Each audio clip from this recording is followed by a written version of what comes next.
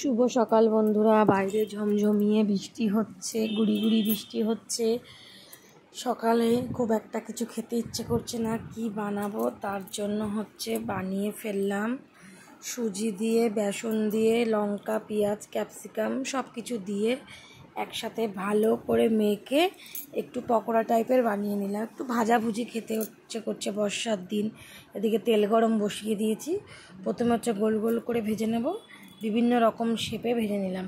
বৃষ্টির দিনে ইচ্ছে করে না যে একটু লুচি পরোটা খাই, একটু এরকম ভাজাভুজি খেতে ইচ্ছে করে, তার সঙ্গে একটু কফি চা হলে তো খুব ভালোই হয়। যাই হোক, প্রথমে গোল গোল করে ভেজে নিলাম, তারপরে সব আলাদা আলাদা শেপে ভেজে নিলাম। এই যে দেখো ভাজা হয়ে গেছে। এক থালা নিয়ে এসেছি টমেটো সস দিয়ে, বর আর আমি খেয়ে নেব।